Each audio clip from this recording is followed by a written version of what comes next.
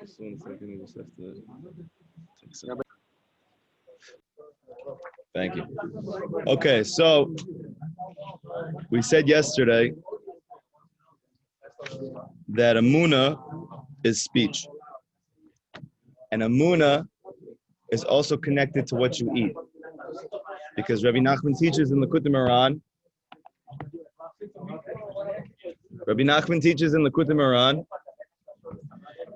that Paro, you'll notice, Paro has a few henchmen, a few cronies that he brings around with him. They're called the baker, the wine steward, and what do these all have to do with? Food. What's the connection that all of Paro's main guys have to do with food? So the Arizal teaches that if you take the name Paro and you flip the letters around, it's Oref, which is the neck. And all of his henchmen have to do with food. What is it trying to teach you?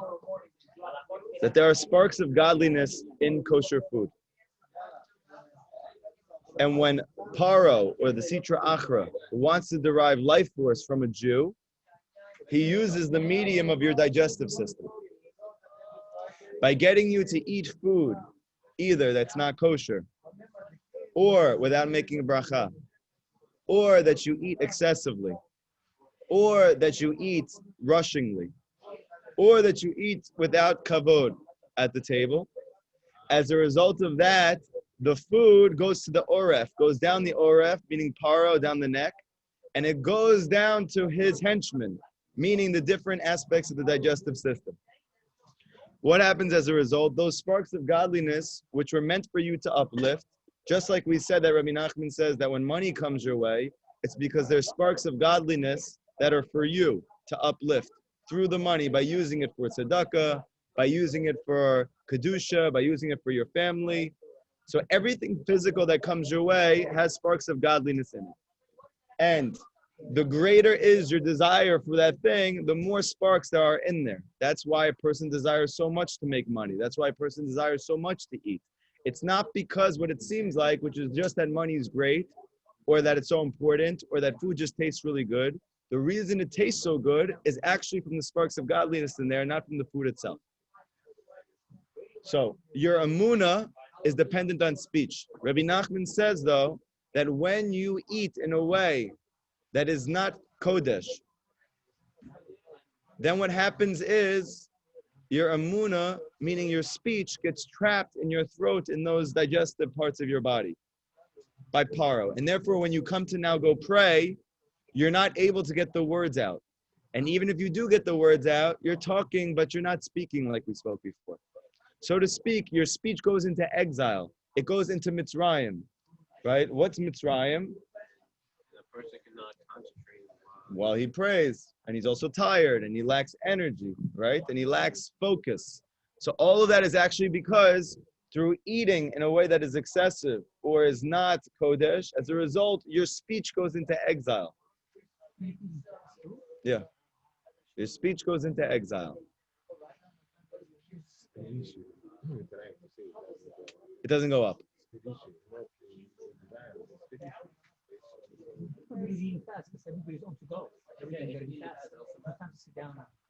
Why not? Sometimes they in the car, like I have no time to go from one thing to another thing, and I have to sit in the car and eat very fast. Okay. But I mean, I haven't. Did you ever like have a time in your day that you do things that at the end of the day, let's say you did a cheshbon nefesh and you look back at the day, there was not something in the day you needed to do that you did for a period of time? I just don't want to waste time. It's good. But what I'm explaining to you is that it's a mitzvah for you to learn Torah, right? Do you feel like you're wasting time when you come and learn? Okay. It's also a mitzvah to eat slowly. I think the key is to just be present. Whatever you're doing, be present. That's right. So many times we're here, but we're there, and then we want to be back here, and it's like, it's so annoying. Yes. That's why a flip phone is so important. Yes. He's right. That's why Rabbi Kalmus said you have to choose. Yes.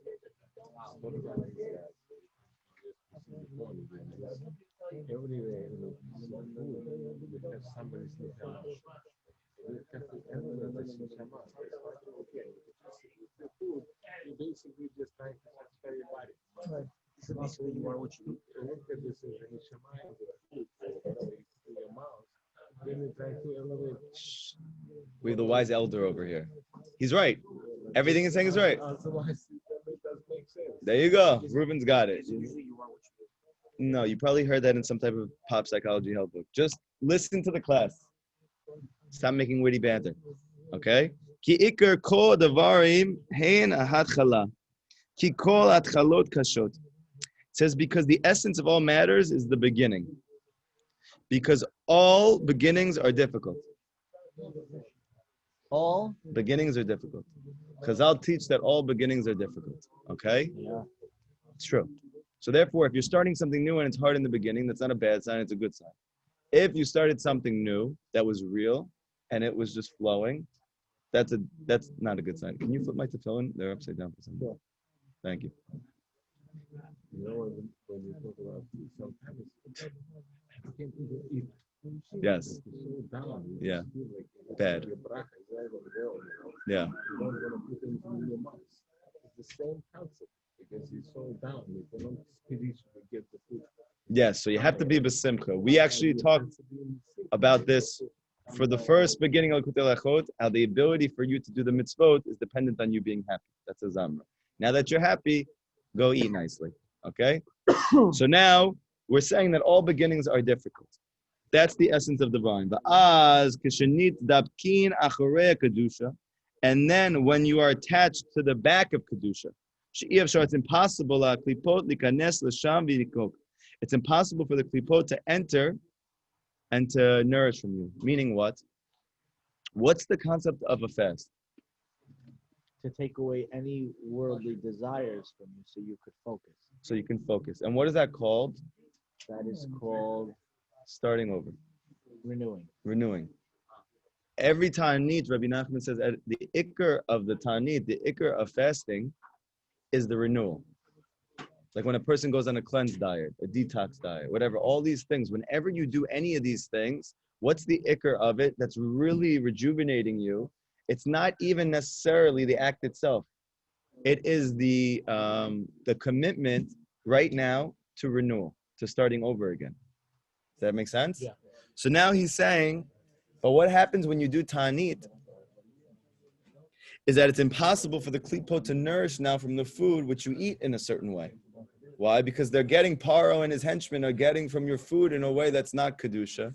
So if you take a time and you start over again and you don't eat for a period of time, then you're actually removing the nourishment from the klipot. Va'az nitgalin, and then is revealed to you a panim shel Kedusha, the face of Kedusha.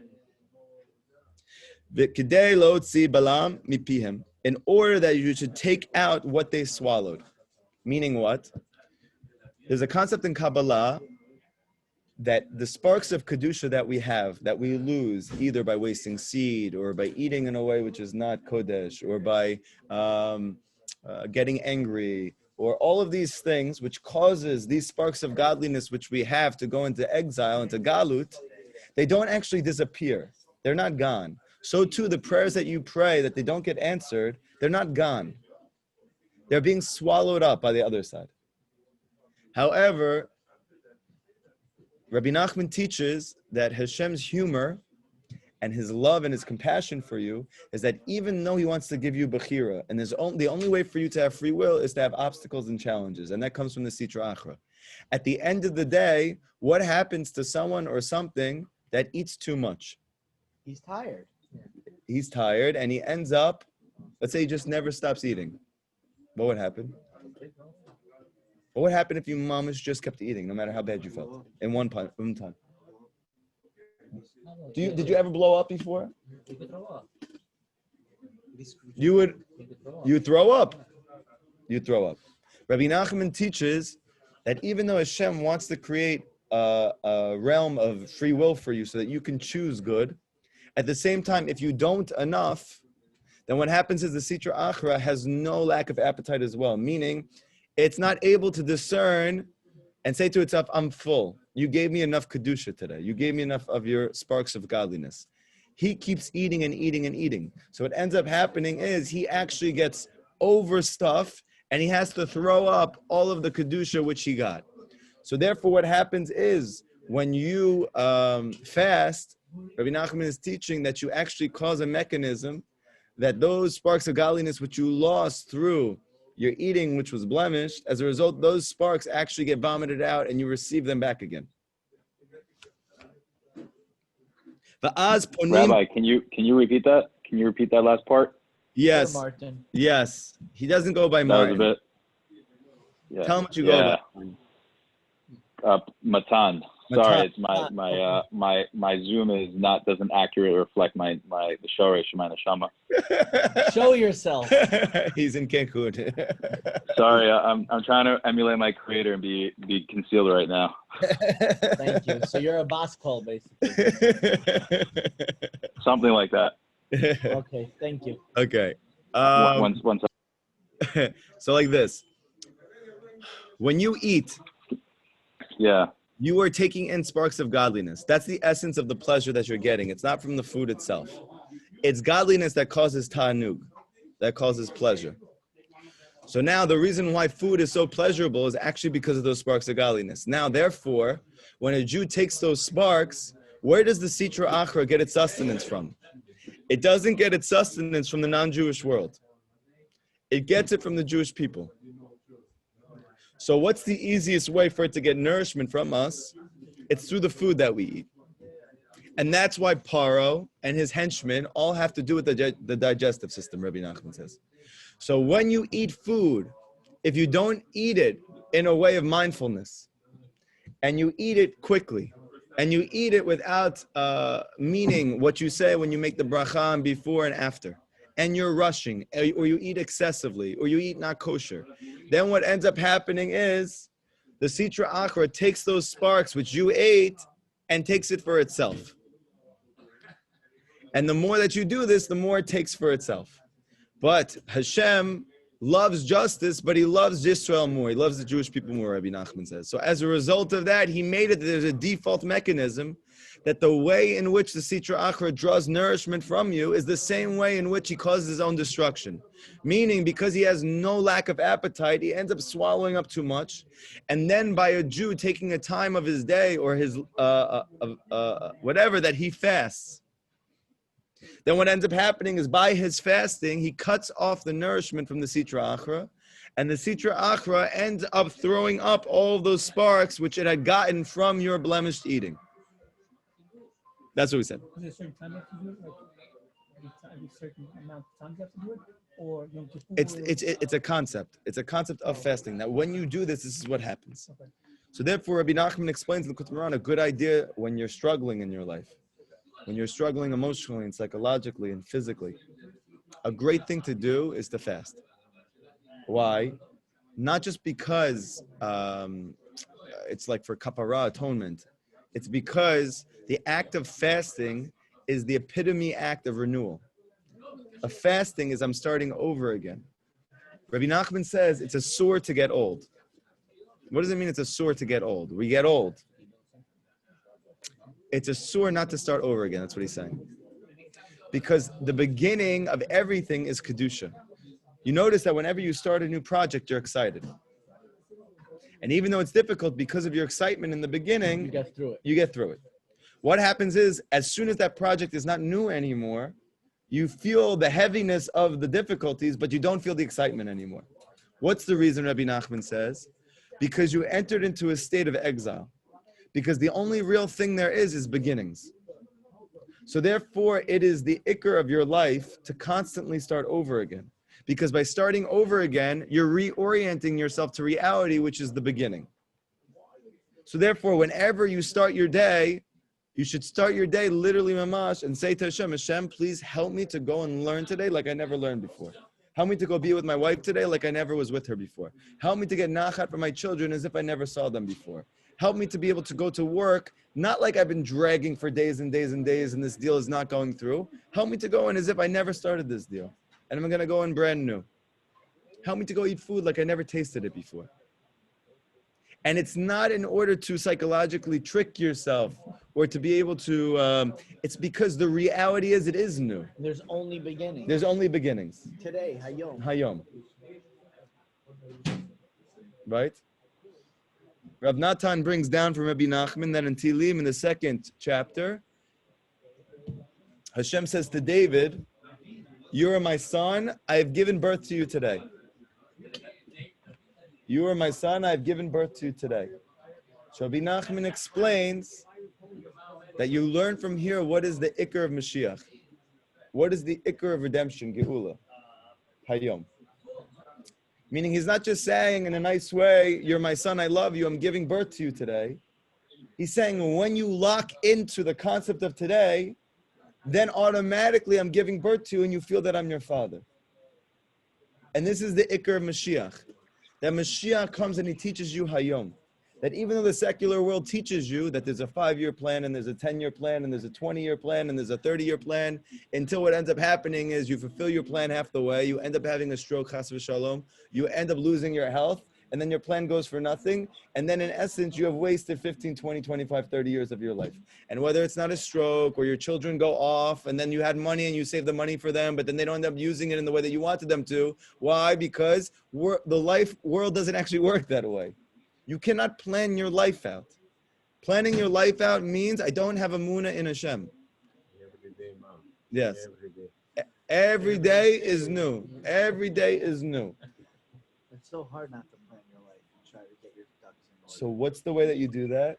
One day at a time. 1 day at a time. If you read Rabbi Nachman's biography, Day by day. yes. If you read Rabbi Nachman's biography, in the beginning, Rav Natan explains there that Rabbi Nachman had so much Isurim, he had so many challenges, so many difficulties, so many obstacles.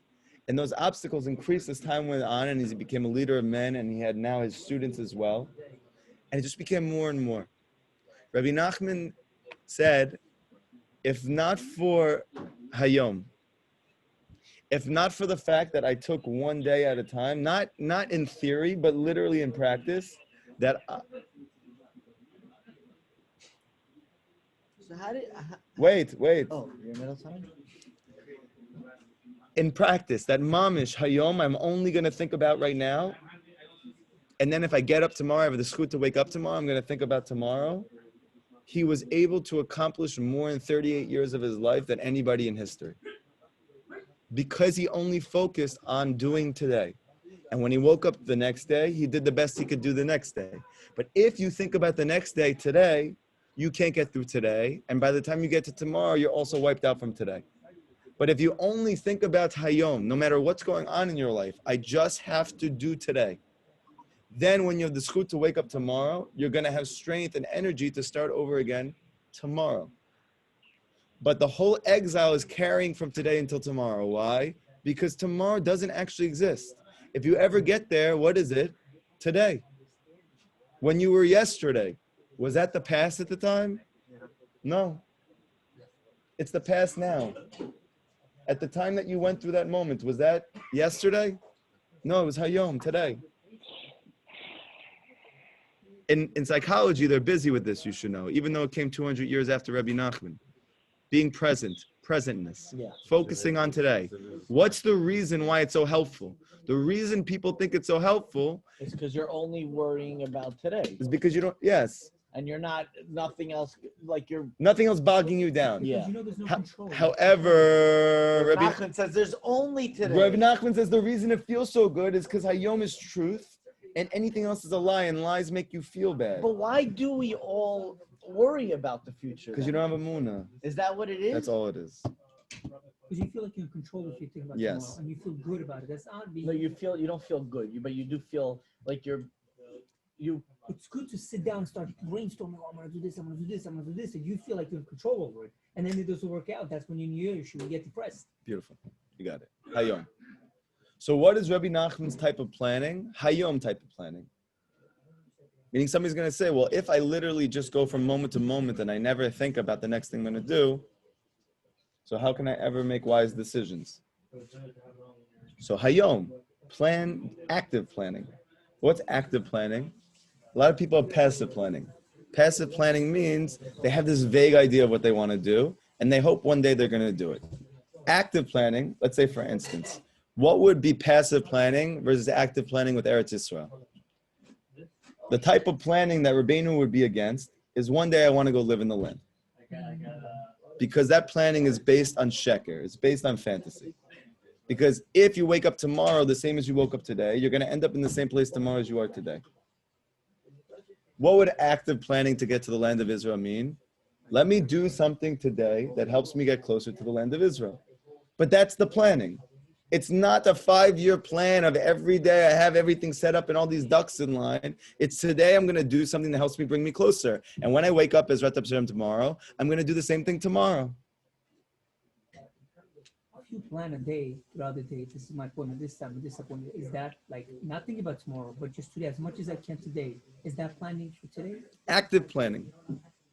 That day I'm planning. You're planning today. Today I'm planning, but not for tomorrow. Even if you are planning tomorrow, it's today. Whatever you're doing is HaYom. Anything that you want to do is today. If you want to, let's say, start a business. If you want to start a business, Rabbi Nachman says, HaYom, start it today. Don't think to yourself, one day I would like to start a business. Do something today that starts creating a new business. HaYom. There's no anxiety necessary. You don't have to wonder to yourself, if a year from now I'm going to start it. If you want to start it today. You understand the difference? I know it's subtle. Do you understand the difference? You actually do? Does everybody understand the difference? Start HaYom. Whatever you think about it today, do it today. Yes, don't think about it today, do it today. Very good, thank you. There's nothing to think about. You just start do. You just do it. Okay? So now he says like this. Va'az ponim kol harachokim le'emunat Yisrael. Then we'll face all those who are far, and they will face towards the emunah of Israel. B'v'chinat azeh hapoch el kol ha'amim safa b'ra. And then we'll turn all the nations to a pure speech. Ehapoch. It's going to turn, daika, meaning shahafa barura. It's that the speech is going to be clear. Bechina dibur shibarer b'nehem. That speech is going to be clarified and extracted from within them, meaning the nations of the world. Hu hufech panav, which are the opposite of Hashem's face. El ha'amim kedei lelaket mehem sharei netutei kedusha. So he's saying that when a Jew eats in a way that is present, the Kedusha, what ends up happening is he increases his emunah. And he actually increases the emunah of the Jewish people. Because when you eat, you are taking in sparks of godliness. And you're eating, this is connected the mouth, which is connected speech, which is connected emunah. So therefore, your improvement in the area of eating also improves your faith and the faith of those who are far from Hashem. They start to want to get closer to Hashem. So Rabbi Nachman saying a chidush nifla based on Kabbalah, that when you eat with Kedusha, you actually cause another person who's far from Hashem to want to get closer to Hashem. And then you're... What's that? Does that... so we know how like there's things you do that move you towards Hashem, and then there's things that we do that move us away from Hashem, right? Yes. Like his bodadus, right? Because you said Emunah is speech. So when you do his bodadus, very good. You're moving towards Hashem. Good. But then let's say you're struggling because you eating is a struggle, right? You either eat excessively or you eat quickly, right? So that's two things that are negative versus, for example, his bodadus. It's one thing that's positive. Yeah. So like, where do you find yourself on the spectrum moving towards Hashem when you do his bodadus, but then you're struggling with eating too quickly or excessively? Very good. What like does his bodadus override it because it's like the most central? Yes, it does. It overrides it. Rabbi Nachman said at the end of his life, he's saying like this: he's seeing, Matan is seeing that every lesson Rabbi Nachman's bringing a different ikr it's something usually that we have to work on that we haven't done yet. So that being said, he wants to know what takes precedence. Let's say I can work on my eating now, or I have time for hibodedut. Which one should take precedence? So I'm explaining that Rabbi Nachman said at the end of his life, because even though these Torahs came while he was younger, he said explicitly If I would have known the power of Hibodedut, I would never have been busy trying to help people fast. Because you can accomplish in Hibodedut something that you can do, meaning that you can rectify everything through Hibodedut. Even the fasting? Even the eating. Meaning you can actually get to eating in a way which is Bekadusha through praying on it more effectively in a way that's healthier for you than, let's say, if you just spend time fasting. But that was only at the end of his life after going through the whole thing and going through each and every way. So now the answer to Matan is Hibodedut takes precedence over everything. Because Hibodedut, everything is included in that.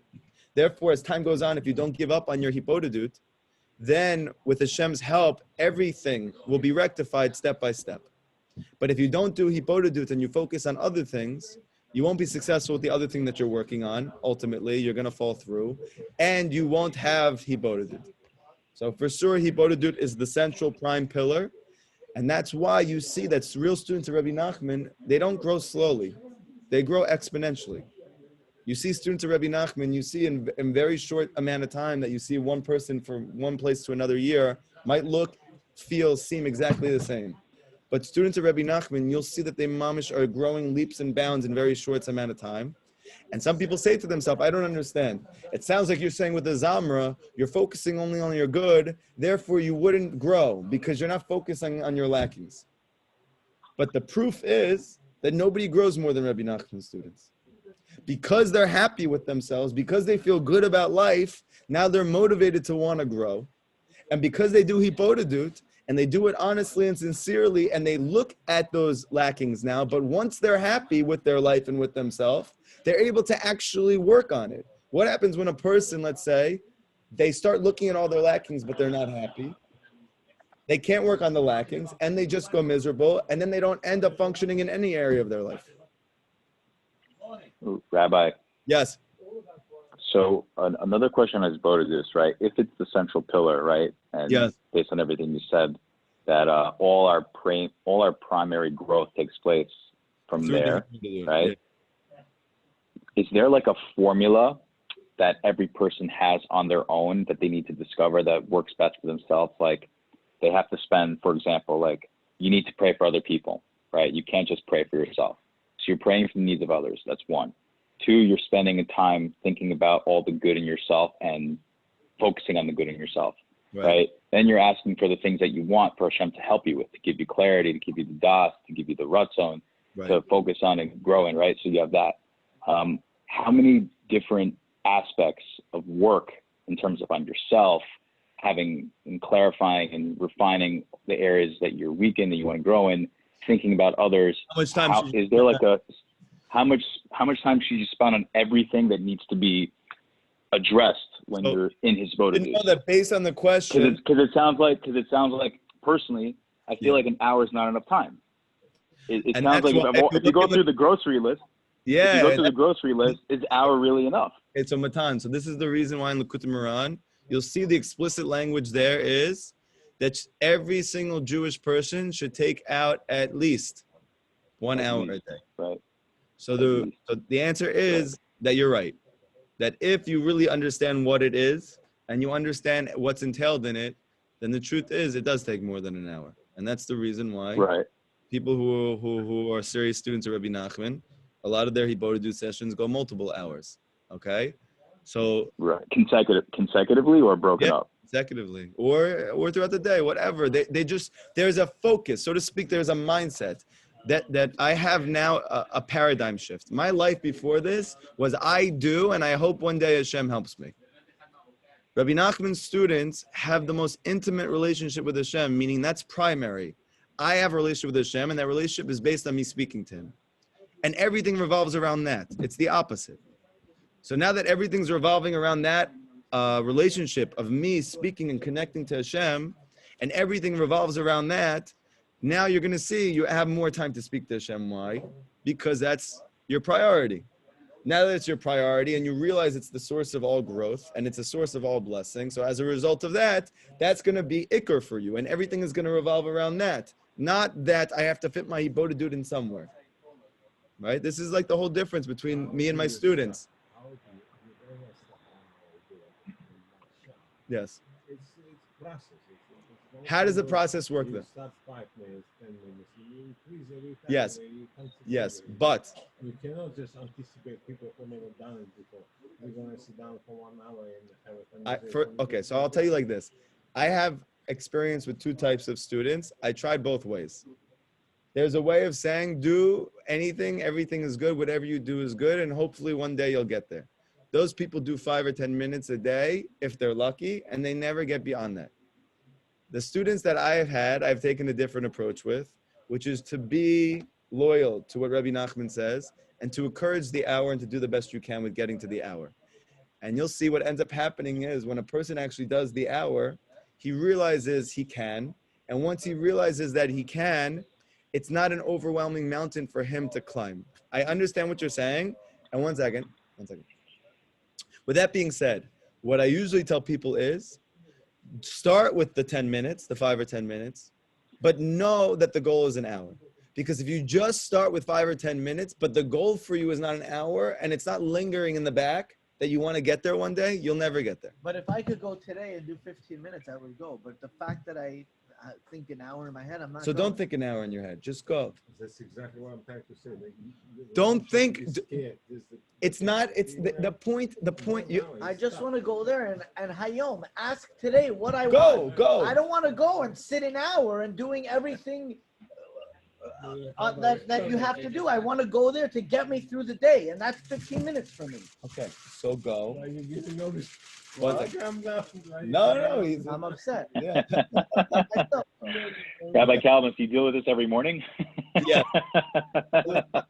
We do this every morning. Yeah. So, I want to get through today, and if I go today for 15 minutes and I talk to Hashem about what I need for Him to get me through today and the schus that I need and schus of the tzaddik, that's fine. But to go there for an hour and sit there and feel like I'm wasting my time and do this and that, it's just not what I want to do right now. Listen, I've done it. It's not.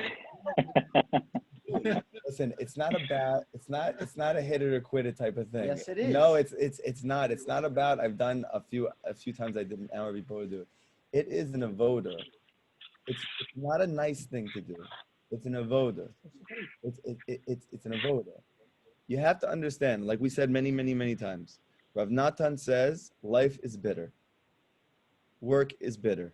Family life is bitter. Everything in this world is bitter. Not like everybody else says, even though you yourself feel that it's bitter and everyone tells you no, everything is good. But then Lama say you feel it's bitter. Rav Natan says you're right. It is. But you can choose the bitterness. No. Thank Is you so a much. bitterness. Wow, you guys are very. There is a bitterness. I am trying to. There is a bitterness which actually makes sweet.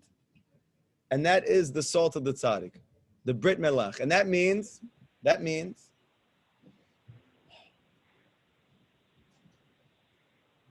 by doing the things that Rabbi Nachman says, even though you don't want to do them, you have chosen the salt of the tzaddik.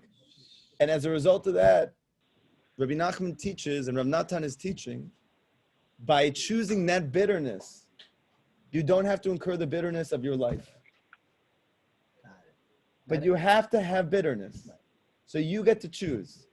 If you want 15 minutes and to deal with 2 hours of problems later, so that's your bitterness. You chose. But if you would rather choose the bitterness of 1 hour of talking to Hashem and the rest of your day being besimcha, that is, but you cannot not have bitterness. You have to choose it. No one gets out unscathed. Yeah. So you're saying that if your life is still bitter after an hour is Bodidus, that means you need to do more as Bodidus. No. That's called burnout. No, but ultimately, it's like this. You have to understand. Do you hear what I'm saying? Or I hear you. But listen to what I'm saying. Do you hear? We are used to things being easy. Nothing is easy. You have to understand. Rabbi Nachman's avoda, even though people, they see videos of Israelis with their shirts and their chests open and they're dancing and singing on top of trucks, And they go, "Ay. Oh wow, Breslov. Yeah, I want to do that. That's yeah. Yeah. You don't understand that. Put your shirt on. Rabbi Nachman's avoda is the hardest avoda of any rabbi. There is no avoda which is more difficult than the avoda of Rabbi Nachman's students.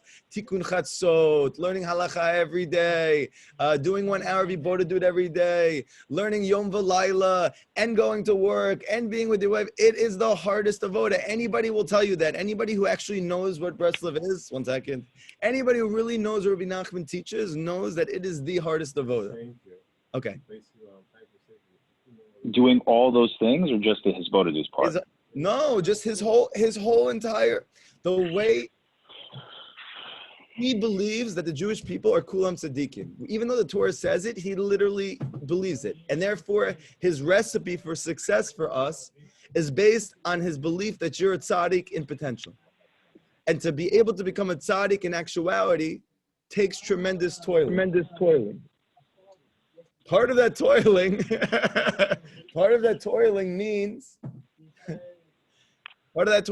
developing a relationship with Hashem that it becomes ikar in your life and not secondary. Your work becomes secondary and your relationship with Hashem becomes ikar. That is one of the essential parts of the hibodedut. However, the Baal Shem Tov teaches, Rabbi Nachman teaches, Hashem is not going to give it to you easy. You do an hour of hibodedut, and he's not going to say, okay, you got it, now I'm going to get your business deal go through. You know why? Because as soon as the business deal goes through, you're going to go back to work because you got what you wanted. And you miss the point of the hibodedut. It's not to develop to develop a da'at that's rooted in reality. My life is about my relationship with Hashem. Do you really believe that Hashem is in charge of how much money you're going to make a year? 1,000,000%. But do you know? Eli. But do you know how long it took me to get to the point that I believe that? You know how much I had to toil to get to the point that I believe? Imagine. Years. Hours and hours of applying and struggling and back and forth and up and down and struggling with the Brit and struggling with learning and struggling with this and struggling with my wife and struggling with but not giving up. But it doesn't make sense though, because there were years that I had good years, and then there are years that I'm learning and doing this and they're not good. And it just seems like when you're in Teva, your money is based on Teva. Because it is when you're in Teva.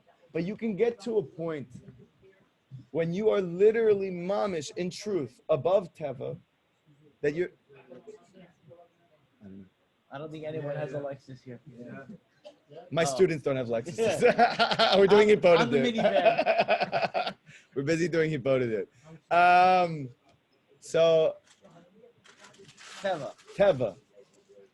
When your belief in Teva actually goes away, you're no longer bound by the laws of Teva.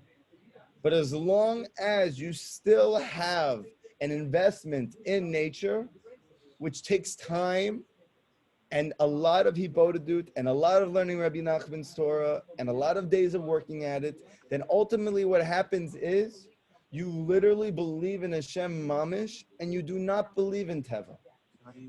That takes time. It doesn't work like your cell phone, that you go on your Bank of America or your Chase app, and then you do a deal that takes money from here across the world in a half a second, because the world doesn't actually work like that. Only your phone works like that. The person also could have a problem because when they do people, they expect something, and no matter what they do, they will never connect because they think that the only reason I'm doing it because I want Hashem to do this for me, and that's a problem because now that Hashem is not going to be, you can't connect with Hashem. So I hear what you're saying; it's true, but there's a concept of lo l'shem shemayim becomes l'shem shemayim. Meaning the guy who starts doing hibodedut because he has a problem in his life and he wants it fixed. That's usually how people start doing it. He's but not spirit. But Michael, you're not realistic. The people don't start doing things for the right reason. Right. They start doing things because they're in trouble. Because they're struggling. Okay. They do people because they need answers. Because they want answers. And then what ends up happening is if Hashem has rachamim for them, and that person doesn't give up on it, he will give you enough that you realize that Hashem's listening, but ultimately, He's not going to give you so much that you don't actually get to the real reason of why He wants you to go talk to Him. He wants you to go talk to Him to have a relationship with Him. The whole ikr of your life is amunah. The whole essential reason why you came down to this world is not to make jangi. It's not to make parnasa. Yes, it is. No, it's not. Did I say that out loud? It's not. I don't know. I don't know why it consumes us to worry about it. I guess we live in a teva world where you have to have money in order to be able to function. Yes. So what do we? I wish I didn't have to. It's not about not having to. It's you have to understand. Everything in this. It's normal, but the thing is, it's normal. Yeah. You have to think about parnasa. Let's go a little bit more. Let's finish this section. I just and then spent the whole year not thinking about parnasa, and I didn't make any parnasa. That's the problem. okay, listen. V'zehu ulemta Why are you laughing? It's shapirta true. delayed la einin. Guys. Why does it work? Guys. Oh, you don't want to deal with the hard stuff. No. Nafkat betzafra bitkasha mimama. Ki amuna mitchadeshet, because amuna that's renewed etel adam bechol boker. Amuna is renewed for a Jew every morning. Bechinat hadashim lebakarim rabba amunatecha. Like the pasuk says, it's renewed every morning. Great is your amuna. This is where we get modani from. We say rabba amunatecha. Rabbi Munasecha, Reishis Chachma. Yes. Meaning, every morning, Rabbi Nachman says, your amunah is actually renewed. You have a new ability to believe in Hashem. The whole ikr of your day today is to renew your amunah. The reason why today doesn't transfer from yesterday, why is it that yesterday I mamish had amunah, I really believed, I really connected, the next day I wake up, it's like it never happened. Because Rabba Amunatecha, every morning it's renewed. Meaning the whole purpose of your waking up today is to apply your amunah again. Did you go higher? Yes. So even though you don't feel it, but you still go. Yes. Yes. I'm going to go Yes. higher, HaYom. Yes. Yes. Yes. Yes. Bitkasha bimama. Mechama tirdat iskei haolam nikasa ha'emuna. But through a person's toiling in this world, his emunah becomes concealed. The more in which he toils in the physical world, the more his emunah goes into exile. Because the whole concept of physicality is it hides godliness. The whole essence of the physical world is it conceals Hashem. So the more you're busy with the physical world, the less you see Hashem in your life. Vazai emunah, and then emunah. We can't. Reuben, we can't do it like this. We're not. Reuben, I believe you, but you have to wait. Please, I'm begging you. There is no way we're going to be able to learn Torah if every single word, everyone has perush. One second. There needs to be that at the end of class we talk and discuss. Because I'm telling you right now, we could literally have so many of your questions answered if we get through it. But because we don't get through it, because we have a question on everything, which you should have a question on everything, but take it and you should know it's only in America like this. In England, if you teach a Torah class, what ends up happening, the people there do not ask questions. They also don't have questions. We're not in England, we're in America. That's the reason why we have the highest rates of depression and anxiety is because we're not besed there. Yes. No. Have the most anxiety because of social media. No, it's not just because of social media. It's because we have no concept of patience. You have to understand the world doesn't actually work like that. I want it now, I get it now. That's the cause of sadness. The world doesn't work like that. No, so I'm explaining to you. The fact that when we have a question, we feel that we cannot hold it, it's hinting to the fact that what I need, I'm going to have it now, and if I don't have it now, something's wrong. That comes from being a spoiled American Jew. Do you understand what I'm saying? Life doesn't work like that. A person who is in a real situation, if he's with a real professional who really knows what he's doing, and he's giving a seminar, what do people do in the seminar? They take notes and they write down. Why do they do that? Because they understand that the person who's teaching them knows more than them. Right. We do not think anybody knows more than us. You know more than and as a result of that, we are suffering with the same problems every day. And then we come to the teacher and we say we have these problems, but the reason you have these problems is because you don't believe anybody knows more than you. Patience. Mitzrayim. And then Amuna saves and takes out those who were far before Hashem and brings them close to him. Like it says, V'yigash alav Yehuda. That Yehuda approached, that Yehuda was approached, meaning, yeah, da kit rufta de malka la malka. Yehuda is a code word in the Torah for Amuna. Just like Yosef is a code word for the Brit. So when it said that Yehuda approached, meaning Amuna causes you to approach. What is the whole entire ikar of Amuna? It brings you close to Hashem. That's why it says V'yigash Yehuda. That Yehuda approached, meaning how do you approach? Through Amuna. And how does Amuna happen? Amuna can only happen when you distance yourself from your attachment to the physical world. Because through attachment to the physical world, you become blinded by physicality. And as a result of that, you don't actually believe that Hashem runs your life. And the more you invest in your job, and the more you invest in work, and the more you invest in the physical world, in clothes, and this and that, the less you have the ability to actually believe in Hashem. Because Yehuda v'yigash, it's through Amuna that you actually get close to Hashem. You don't get close to Hashem through business. You go and you get work so you can support yourself so that you can now have an hour to go talk to Hashem. Not that I'm going to go have an hour to talk to Hashem so that I can go make more money.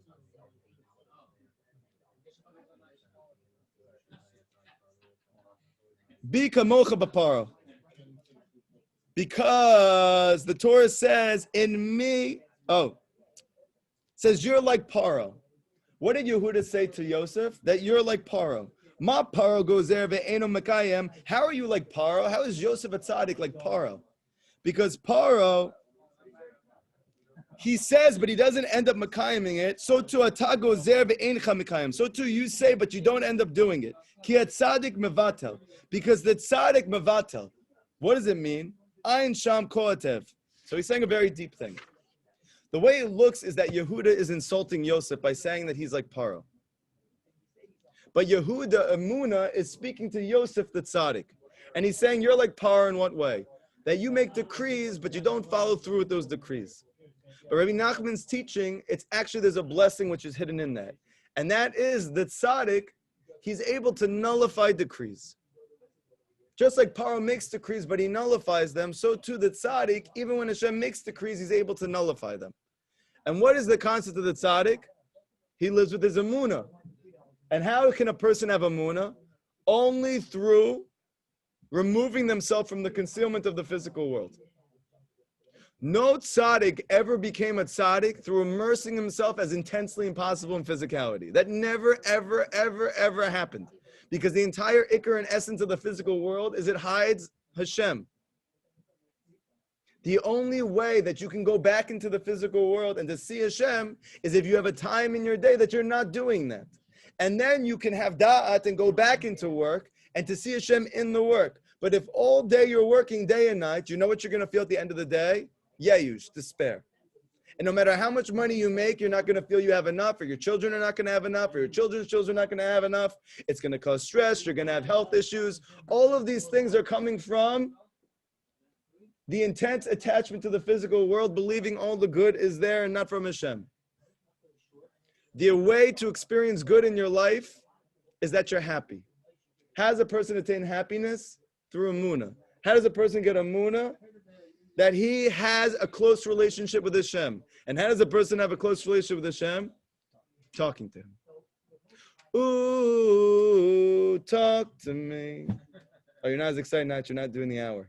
He was going crazy when we were doing the hour. He's like, ooh. Life is cyclical. You have to know that. I know that. I'm not always going to be up, but what I could tell you is I'm going to try. If they don't have resist classes or similar classes, they can get some spiritual food for us. The Amunah is going down. 100%. Also, you can't just It needs to be both. You can't just do this. It's You both. need both. Yes. You need an hour shiur a day and an hour in Moda. And You then got it. if you have time for anything else, you can do that then. 100%. You're right. You got it. This kind of stuff. Yes. 100%. But this is good because this is a constant reminder. Awareness. You have to be aware. With the diet, you have to be aware. 100%. With your life, you have to be aware. 100%. When you're aware, you don't make mistakes. Yes. So we ask Hashem to help us be more aware of our actions. 100%. 100%. Good? Okay. Everybody have an amazing day. That's up to you. Bye-bye. Rabbi.